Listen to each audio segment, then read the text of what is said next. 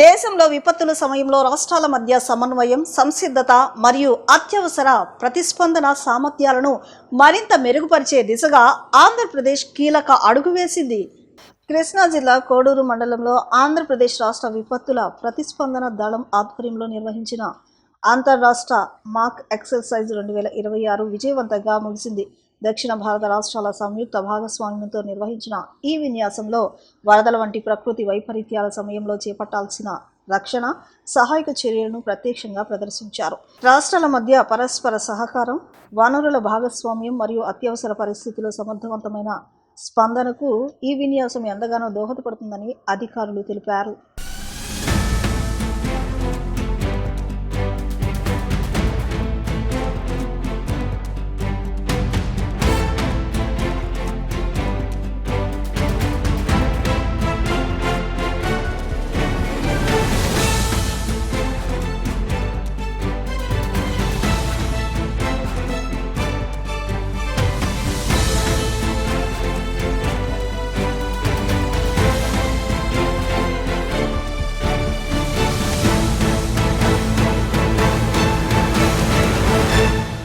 రాష్ట్రంలో మహిళలపై అనుచిత వ్యాఖ్యలు, దాడులు, వేధింపులు పెరిగాయని వైఎస్ఆర్సీపీ మహిళా నేతలు తీవ్ర ఆందోళన వ్యక్తం చేశారు. మాజీ ముఖ్యమంత్రి కుటుంబ సభ్యుల నుంచి మాజీ మంత్రి ఆర్కే రోజా వరకు మహిళా నాయకులపై కూటమి నేతలు అసభ్యకర వ్యాఖ్యలు చేస్తున్నారని మండిపడ్డారు.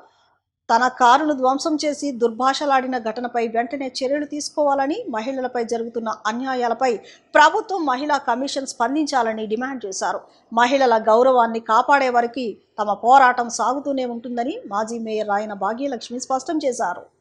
వైఎస్ఆర్సీపీ మహిళా విభాగం అంతా ఈరోజు వచ్చి మహిళా కమిషన్ని కలవటం జరిగింది. ఏదైతే రాష్ట్ర వ్యాప్తంగా మహిళల మీద జరుగుతున్న దాడులు కానీ, అలాగే మహిళల మీద అనుచితమైన వ్యాఖ్యలు, ఎక్స్ మినిస్టర్లు అని లేదు, ఎక్స్ ఎమ్మెల్యే అని లేదు, లేకపోతే జడ్పీ చైర్పర్సన్ అని లేదు, కింద స్థాయి నుంచి పై స్థాయి వరకు ప్రతి ఒక్క మహిళని నోటుకొచ్చినట్టు మాట్లాడటము, వాళ్ళు ఏం మాట్లాడతామన్న సోయిలో కూడా లేకుండా వాళ్ళు మంత్రులా, లేకపోతే డిప్యూటీ సీఎంలా, లేకపోతే అసలు వాట్ ఆర్ మేబీ వాళ్ళ గ్రేడ్ ఏంటి, వాళ్ళేంటి, వాళ్ళ పరిస్థితి ఏంటి అన్నది లేకుండా ఈరోజు ఎంత అసహ్యమైన మాటలు మాట్లాడుతున్నారంటే, ఎంత అసభ్యకరంగా మాట్లాడుతున్నారంటే, మహిళలు ఎవరైనా ఆ ఎల్లో మీడియా న్యూస్ ఛానల్ చూడటానికి కూడా చెవులు మూసుకునే పరిస్థితుల్లోన ఈరోజు ఆంధ్ర రాష్ట్రాన్ని తీసుకెళ్తున్నారు. ఒక డిప్యూటీ సీఎం అంటాడు, డైమండ్ రాణి అంటాడు. ఆ చింతమనేని ప్రభాకర్ మీద 94 కేసులు ఉన్నాయి, కానీ ఆయనకి సీట్ ఇస్తారు, ఆయన ఎమ్మెల్యేగా గెలుస్తాడు. మహిళా ఎంఆర్ఓ ఆఫీసర్ని జుట్టు పట్టుకొని కొడతాడు. అలాగే ఒక ఎక్స్ మినిస్టర్ని ఒక మహిళా మినిస్టర్ అయినా లేకుండా మేకప్లు వేసుకొని తిరుగుతుంది, ఆమె ఏం చేస్తుంది అని అంటారు. ఇక ఈ మాటలకి మనం ఒక్కసారి యూట్యూబ్లోకి వెళ్ళినా మీరు కొల్లలు చూడొచ్చు. ఈ కూటమి నాయకులు ఎంత విచ్చలవిడిగా మహిళా నాయకురాళ్ళ మీద ఈరోజు దాడులు చేస్తున్నారు, ఏ రకంగా మాట్లాడుతున్నాడు. ఈరోజు మేము మహిళా కమిషన్ క్వశ్చన్ చేస్తున్నాం. ఏం క్వశ్చన్ చేస్తున్నాం? అరవా శ్రీధరు ఏం చేశాడు? వాడి మీద ఈ మహిళా కమిషను ఎందుకు ఇంతవరకు చర్యలు తీసుకోలేదు? అంటే వీళ్ళ కళ్ళు ఏమైనా కాకులు పోయినాయా? వీళ్ళు ఏమైనా గోలు గిల్లుకొని కూర్చుంటున్నారా? ఎందుకు అరవా శ్రీధర్ మీద ఇంతవరకు ఎందుకు ఎలాంటి యాక్షన్ తీసుకోలేదు? ఖచ్చితంగా చెప్పాలి. మేకప్ అన్న ఒక్క మాటకి మీరు వెంటనే సుమోటోగా తీసేసుకొని ఎవరైతే అమర్నాథ్ గారి మీద ఉన్నారో అమర్నాథ్ గారి మీద ప్రతి ఒక్కరు బయటకు వచ్చి మాట్లాడారే. లాస్ట్కి పవన్ కళ్యాణ్ గారు కూడా వచ్చి అనిత గారిని అలా అనేసారు, ఇలా అనేసారు, ఆమె ఒక హోమ్ మినిస్టర్ అని మాట్లాడుతున్నారు. మరి గతంలో ఉన్న మినిస్టర్లని మీరు నోటుకొచ్చినట్టు మాట్లాడినప్పుడు మరి మీకు తెలియలేదా వాళ్ళు మహిళలని? మరి మీరు సోయిలో లేరా? సోయిలో లేకుండానే మాట్లాడారా ఇన్ని మాటలు? ఆంధ్ర రాష్ట్ర మహిళా కమిషన్కి సబ్మిట్ చేయడం జరిగింది వైఎస్ఆర్ కాంగ్రెస్ పార్టీ తరఫున. అఫీషియల్గా అపాయింట్మెంట్ తీసుకుని ఇలా మేము వస్తున్నాము అని చెప్పి కన్ఫర్మేషన్ తీసుకున్న తర్వాత కూడా ఈరోజు మేము ఇక్కడికి వచ్చినప్పుడు గౌరవనీయులైన శైలజ గారు అందుబాటులో లేరు. ఆ కారణంగా వారి సెక్రటరీ అయినటువంటి అనురాధ గారికి 5 రిప్రజెంటేషన్స్ కూడా ఇవ్వడం జరిగింది. ఈరోజు ఎలా ఉందంటే, ఎన్నికల ముందు యువగళం అన్నారు మన నారా లోకేష్ గారు, ఇప్పుడు మాత్రం మౌనగళం పాటిస్తున్నారు. ఆ రోజున ఆడబిడ్డలకి అండగా ఈ అన్న ఉంటాడు అంటూ మాట్లాడారు. మరి ఈ రోజున అదే అన్న ఎక్కడికి వెళ్ళిపోయారు? క్రికెట్ స్టేడియంలో చప్పట్లు కొడుతూ తిరుగుతున్నారా? మేము అధికారంలో ఉన్నప్పుడు ప్రతిరోజు ప్రెస్ మీట్లు పెట్టిన మీరు ఈరోజు సెల్ఫీ మీట్లు తప్ప ఏం పెట్టట్లేదు లోకేష్ గారు. మీరు చేతిలో పట్టుకొని చూపిస్తారు కదా రెడ్ బుక్, అందులో కేవలం వైఎస్ఆర్ కాంగ్రెస్ పార్టీ నాయకుల పేర్లే ఉంటాయా, లేకపోతే రాష్ట్రంలో మహిళలపై అత్యాచారాలు చేసిన, మహిళల్ని అసభ్యంగా మాట్లాడిన వాళ్ళ పేర్లు కూడా రాస్తూ ఉంటారా? ఏం లేదు, మీరు చెప్పారు కదా ఈ రెడ్ బుక్లో ఉన్న వాళ్ళందరికీ మామూలుగా ఉండదు అని చెప్పి. అందులో మీరు యాడ్ చేయాల్సిన పేర్లు ఇవి లోకేష్ గారు, ఇవి మీరు యాడ్ చేయాల్సిన పేర్లు. ఎవరెవరైతే మహిళల్ని అసభ్యకరంగా మాట్లాడారో, ఎవరెవరైతే అనుచిత వ్యాఖ్యలు చేశారో, ఎవరెవరైతే మీ ఆధ్వర్యంలో, మీ హయంలో, మీ గైడెన్స్తో, మీ ఐటీడీపీ ద్వారా ఎవరెవరైతే సోషల్ మీడియాలో ఇష్టం వచ్చినట్టు ఫోటోలు మాఫ్ చేసి పెడుతున్నారో వాళ్ళ పేర్లు ఉండాలి. అందులో మొట్టమొదటిగా ముందు మీ పేరు కూడా రాసుకోండి లోకేష్ గారు, రెడ్ బుక్. ఎందుకంటే శాసన మండలిలో మీరు మా వరుడు కళ్యాణి గారిని, ఎమ్మెల్సీ గారిని ఏ భాషతో మాట్లాడారో రాష్ట్రం అంతా కూడా చూశారు. ఆ రోజు రాష్ట్రం అంతా కూడా చూశారు. యథా రాజా తదా ప్రజ అని మీరే అలా ఉంటే ఇంకా మీ కింద వాళ్ళు ఇంకెంత దారుణంగా ఉంటారు? తప్పులేదు, ఈ రోజున ఇన్ని అఘాయిత్యాలు జరుగుతున్నాయి కూటమి పాలనలో మహిళల మీద అంటే ఎట్లాంటి తప్పు లేదు, ఎందుకంటే పాలిచ్చే వాళ్ళే అలా ఉన్నారు. చాలా ఈజీ అండి రెడ్ బుక్ పాలన అంటూ కబుర్లు చెప్పడం, లేకపోతే మేము రాష్ట్రాన్ని కాపాడేస్తామంటూ హామీలు ఇవ్వడము. ఎలా ఉంటాయంటే మీ హామీలు హీరోల్లాగా హామీలు ఇస్తారు, కానీ పాలన చూస్తే జీరోలా ఉంటుంది. వైసీపీలో ఉన్న కాపు నాయకులు తాము ఆ పార్టీకి కుక్కల్లా పనిచేస్తామని మాట్లాడడం వారి దిగజారుడుతనానికి నిదర్శనమని జనసేన పార్టీ మైలవరం నియోజకవర్గ అధికార ప్రతినిధి అక్కల రామ్మోహన్ రావు అన్నారు. జగన్మోహన్ రెడ్డి దగ్గర కుక్కలా బతికే ఈ కాపు నేతలు తమకు సూచనలు సలహాలు చెప్పాల్సిన పని లేదని ఆయన స్పష్టం చేశారు. నరేంద్ర మోదీ, పవన్ కళ్యాణ్, చంద్రబాబు నాయుడు కూటములుగా ఏర్పడి రాష్ట్ర భవిష్యత్తు కోసం కృషి చేస్తుంటే ఆ కూటమిని విచ్ఛిన్నం చేయాలని పవన్ కళ్యాణ్కు కుల రాజకీయాలు అంటగట్టే ప్రయత్నాలు చేస్తున్నారని ఆయన ఆరోపించారు.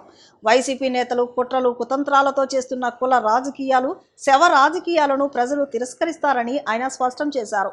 ఆకాశం మీద ఉమ్ము వేస్తే ఏం జరుగుతుందో అదే వైసీపీ నేతలకు జరుగుతోందని, వారు పవన్ కళ్యాణ్పై విమర్శలు మానుకోకపోతే భవిష్యత్తులో చరిత్రహీనులవుతారని ఆయన హెచ్చరించారు. వైసీపీ పార్టీలో ఉన్నటువంటి కాపు నాయకులు మేము కుక్కలమే, వైసీపీ పార్టీకి కుక్కలా పనిచేస్తామని చెప్పి పదే పదే పేరు నాని గారు, అంబటి రాంబాబు గారు, ఇంకా కొంతమంది సీనియర్ నాయకులు మాట్లాడటం అనేది వాళ్ళ యొక్క దిగజారుతనానికి ఇది సూచన కనబడతా ఉంది. మీరు ఒక పార్టీలో కార్యకర్త నుంచి ఎమ్మెల్యేగా ఎదిగి మరి మంత్రులుగా పనిచేస్తున్నారు, సంతోషం. మీ పార్టీ, మీ నాయకుడు అయితే ఎలా అయితే ఉండాలనుకుంటున్నారో అలాగే జనసేన పార్టీ ఒక పార్టీ, దానికి ఒక రాష్ట్ర అధ్యక్షుడు ఉంటారు, ఆ నాయకులే పవన్ కళ్యాణ్ గారు. మరి అటువంటిది మీరు చేసినట్టుగా పవన్ కళ్యాణ్ గారు మీరు చెప్పినట్టుగా వినాలి, లేకపోతే పవన్ కళ్యాణ్ గారు మీరు నిలబడమంటే నిలబడాలి, కూర్చోమంటే కూర్చోాలని చెప్పి మీరు సూచనలు చేస్తా ఉన్నారు.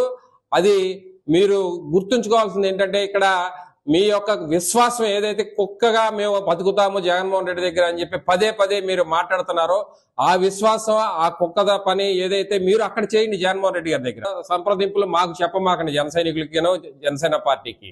ఎందుకంటే జాతీయ పార్టీ కేంద్రంలో నరేంద్ర మోడీ గారు, స్థానికంగా ఇక్కడ పవన్ కళ్యాణ్ గారు, చంద్రబాబు నాయుడు గారు ఒక కూటమిలాగా ఏర్పడి రాష్ట్ర భవిష్యత్తు కోసం అహర్నిశలు కృషి చేస్తా ఉన్నారు. ఈ కూటమిని మీరు విచ్ఛిన్నం చేయాలని చెప్పి ఈ యొక్క పవన్ కళ్యాణ్ గారి మీద అసత్య ఆరోపణలు లేకపోతే కుల రాజకీయాలను అంటగట్టే ప్రయత్నం చేస్తా ఉన్నారు. ఇందులో ఖచ్చితంగా ప్రజలు గమనిస్తా ఉన్నారు. మీరు గతంలో కాంగ్రెస్ ప్రభుత్వంలో ఉన్నప్పుడు ఏ విధంగా మాట్లాడారు, ఇప్పుడు వైసీపీ ప్రభుత్వం అధికారంలో ఉన్నప్పుడు ఎలా మాట్లాడుతున్నారు, అధికారం లేనప్పుడు ఎలా మాట్లాడుతున్నారు అనేది కూడా ప్రజలు చాలా స్పష్టంగా గమనిస్తా ఉన్నారు. కాబట్టి మీరు ఏదైతే కుతంత్రాలతో కుల రాజకీయాలు, శవ రాజకీయాలు చేయాలనుకుంటున్నారో దాన్ని ఖచ్చితంగా ప్రజలు తిరస్కరించే పరిస్థితి ఉంది. ఇది గమనించాలి.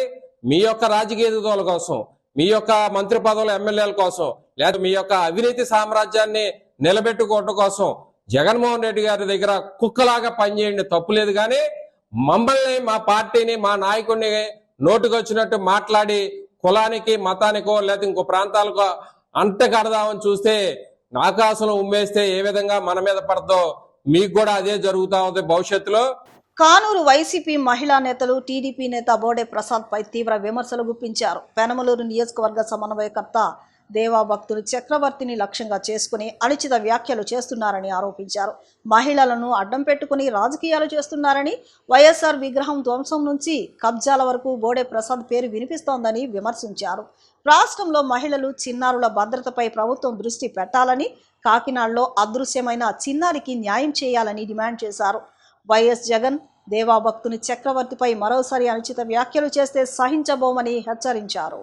దాన్ని చక్కగా ఇదిగో మీరు దీని గురించి మాట్లాడారు, మేము దాని గురించి జవాబిస్తున్నాం అని చెప్పేసి ఒక క్లారిటీ ఆఫ్ కమ్యూనికేషన్ అనేది ఇరు వర్గాల్లో ఉండాలి.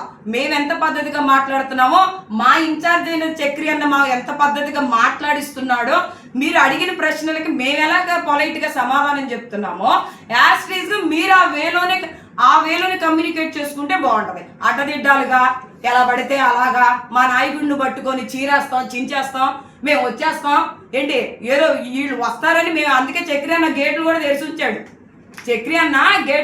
ఉంచాడు. అంత మొనగాడెవరో మగోడెవరో రమ్మని చూసుకుందామని మేము కూడా ఇక్కడ ఈరోజు కూర్చున్నాము. మీరు వస్తారంటే మేము కూర్చుంటాం, మనందరం కలిసి కూర్చొని మాట్లాడుకుందాం. పోయేదేమీ లేదు ఏంటి కేసులు పెట్టి బెదిరిస్తాడు భయపడే వాళ్ళు ఎవరో లేరు. పేరు నాని గారు అన్నారు కదా మొన్న, ఏమని అన్నారు, వైఎస్ఆర్సీపీలో భయాలు పోయినాయి, ఆల్రెడీ 2 ఏళ్ళు గడిచిపోయినాయి, ఇక అన్ని మూటలు చదువుకున్నాం, కేసులు ఏమైనా పెడితే చూసుకుందాం, అక్కడికే పోయి కూర్చుందాం అన్నాడు. అట్లాగే రెడీగా ఉన్నాం మేము, మాకేం భయమేం లేదు. అంటే ప్రశ్నించితే కేసులు పెట్టేస్తారు.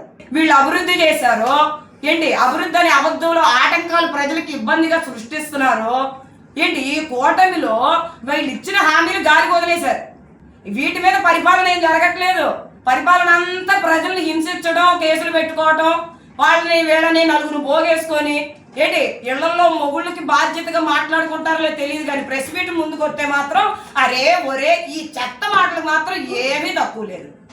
ఏమా మీరు ఇంట్లో బాగానే ఉంటారా?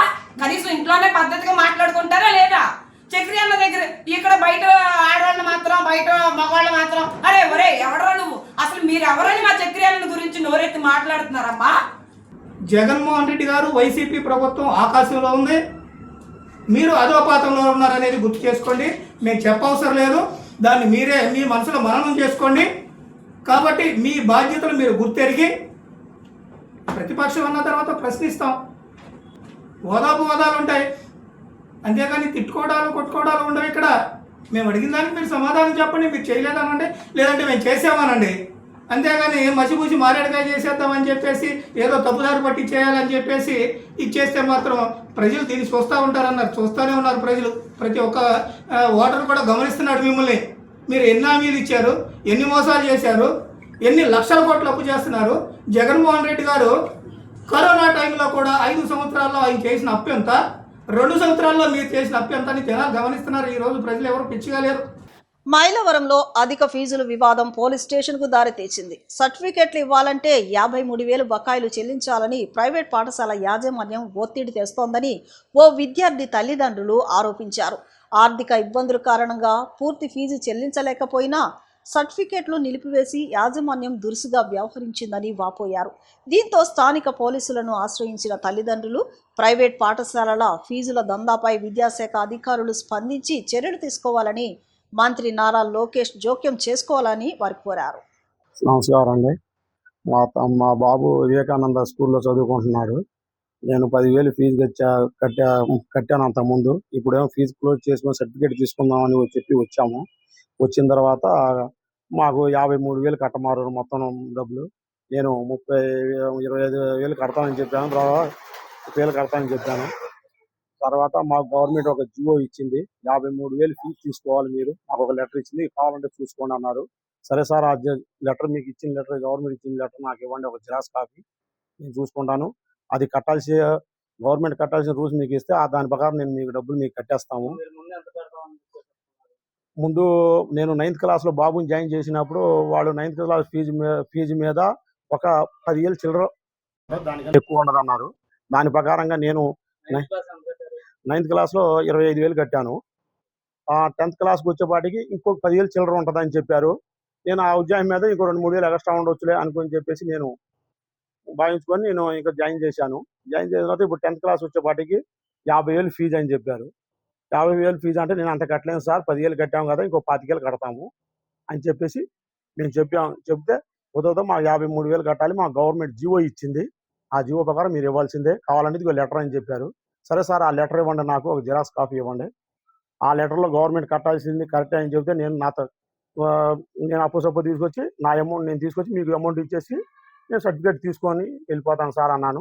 నేను ఏమోనాది నీ దిక్కున్న కాడ చెప్పుకో, ఎవడు చెప్పుకున్నా చెప్పుకోపోయి చేతనాయం చేసుకోపో అని చెప్పేసి రెడ్డి సారు, పేరైతే అతని గారు కరెక్ట్గా తెలియదు, రెడ్డి సార్ అంట అతని గారు. ఏంటి పి రాజారెడ్డి సార్ అంట అన్నారు. నేను ఉదయం వెళ్ళాను, ఉదయం అదే రెస్పాన్స్ ఇచ్చారు, ఇప్పుడు వెళ్ళినా కూడా అదే రెస్పాన్స్. తర్వాత ఇంకో సార్ కూడా ఉన్నారు పక్కన, బాబు సార్ పేరేంటి, మల్ల శ్రీనివాసరావు గారు, అతని గారు కూడా అదే మాట్లాడారు, నువ్వు కట్టాల్సిందే, కట్టకుండా ఉంటే కుదరదు అని చెప్పేసి చెప్పారు. తర్వాత నేను బుక్స్లు కూడా సపరేట్గా నేను 10,000 ఎంతో తీసుకున్నారు, 10,000 తీసుకున్న ఐడియా లేదు, బుక్స్లకి బట్టలకి సపరేట్ డబ్బులు ఇచ్చేసాను. ఓన్లీ స్కూల్ ఫీజు కాడికి వచ్చేసేపాటికే ఇంత కట్టమన్నారు, నా వల్ల కాదని చెప్పేసి నేను చెప్తే మీ దిక్కున్న కాడికి చెప్పుకోమని చెప్తే ఇప్పుడు సిఏ గారి ఆఫీస్ కాడికి వచ్చాను. వస్తే అక్కడ కంప్లైంట్ ఇద్దామంటే సార్ గారు లేరు. మాకు కొంచెం మీరే మా సర్టిఫికేట్, కొంచెం మా బాబు జీవితం పాడైపోతుంది కాబట్టి మీరే దయచేసి మాకు సర్టిఫికేట్ ఇవ్వాల్సిందిగా కోరుచున్నాము. వార్తలు ముగించే ముందు ముఖ్యాంశాలు మరొకసారి.